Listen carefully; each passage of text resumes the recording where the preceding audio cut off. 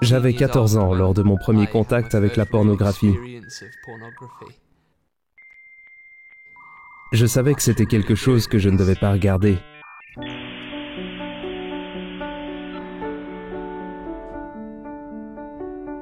Mais parfois, ce genre de pensées font partie de l'excitation et intensifient cette excitation. C'est pas bien, c'est pervers, mais en même temps, j'en éprouve du plaisir. Je profitais de toutes les opportunités possibles. Je me dépêchais de rentrer après les cours pour être le premier à la maison. Je restais debout tard le soir après tout le monde. À cette époque, nous n'avions qu'un seul ordinateur familial. Les smartphones et les tablettes n'existaient pas encore. On avait donc un PC dans le bureau. La porte était en verre, mais nous suspendions des manteaux à l'arrière de la porte. Il y avait un risque de me faire surprendre, mais en même temps, je bénéficiais d'une grande intimité. C'était ironique. Le matin, je me réveillais avec des pensées, dominées par les images que j'avais vues. Et je pensais à la prochaine opportunité que j'aurais d'utiliser l'ordinateur. Et je gardais des images auxquelles je pouvais accéder facilement, en cachette, pendant la journée.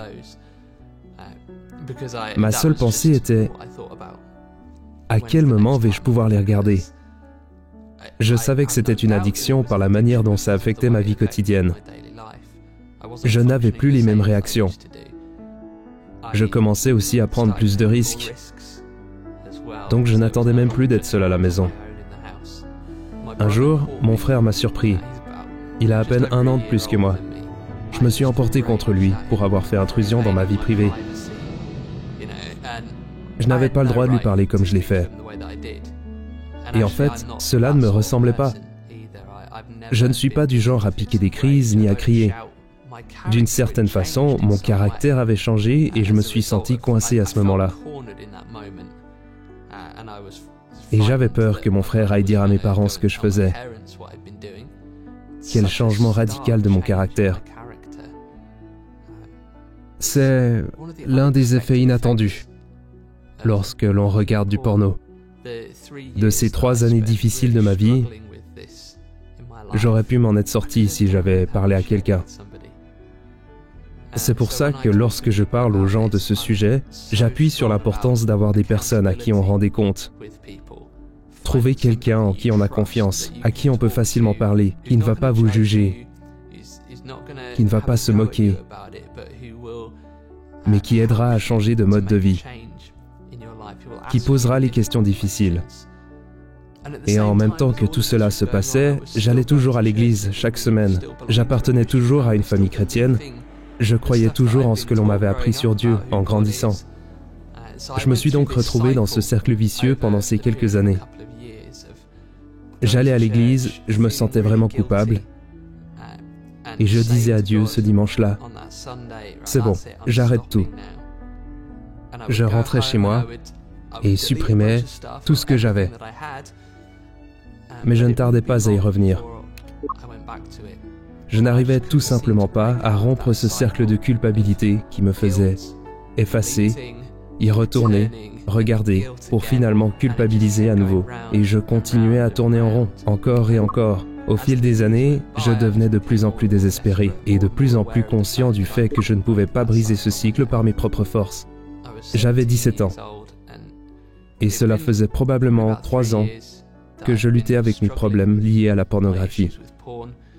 Un jour, nous sommes allés à un camp de jeunes appelé Soul Survivor. Les orateurs parlaient de Dieu. Je suis sûr que tout ce qu'ils disaient était vrai et intéressant. Mais l'un d'eux s'est exclamé, « Il y a quelque chose sur toi.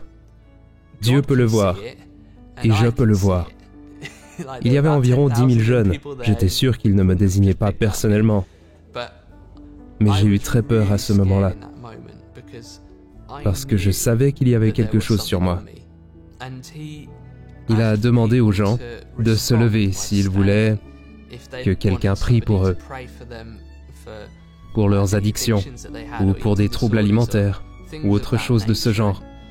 Et j'ai dit, Dieu, je n'y arriverai pas tout seul. J'ai besoin que tu m'aides. À ce moment-là, Jésus m'a complètement libéré de ma dépendance. Et pas seulement ça, car depuis 12 ans maintenant, il me montre qu'il y a une meilleure façon de vivre. J'ai écrit un livre intitulé « Une meilleure intimité ». Le but du livre est vraiment d'aider les gens à découvrir ce que j'ai découvert au travers de mon expérience, que ma valeur ultime est en lui, que je suis aimé par lui, que je suis son enfant et qu'il m'a créé pour un but. Je n'ai pas besoin de chercher ma valeur autre part, car elle a été rendue parfaite en Jésus.